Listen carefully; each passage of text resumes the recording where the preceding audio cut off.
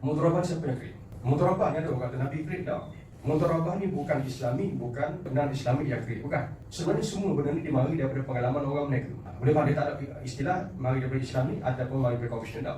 Dia mari daripada pengalaman orang mereka. Orang mereka nak modal. Nakkan modal, dia tak ada modal, so dia perlu dapatkan modal. Padahal nak dapatkan modal, kena pinjam dengan orang. Tapi pinjam dengan orang, orang tu nak untung. Jadi pakai duit orang, kita buat modal mereka, untung dia nak share. Itu asalnya. Maka akhirnya cara teknikal tadi namanya mudharabah. Tapi mudharabah ni dah wujud sejak daripada Nabi belum lahir. Tapi mudharabah zaman tu bagi modal, menguntungkan merugi, aku tetap nak persen.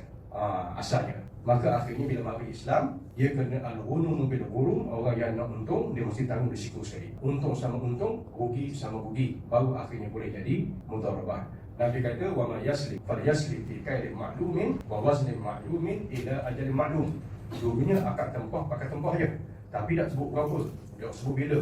Bila mari Islam, dia modify akad pesan tadi. Akhirnya Nabi kata barang siapa yang pesan nak tempah, mesti tempahkan kilonya, mesti kilo yang maklum. Kalau sukanya, mesti suka yang maklum. Tempohnya juga mesti maklum bila boleh deliver. Sebab apa Islam suruh begitu? Kalau tak jelas, maka hukumnya adalah orang.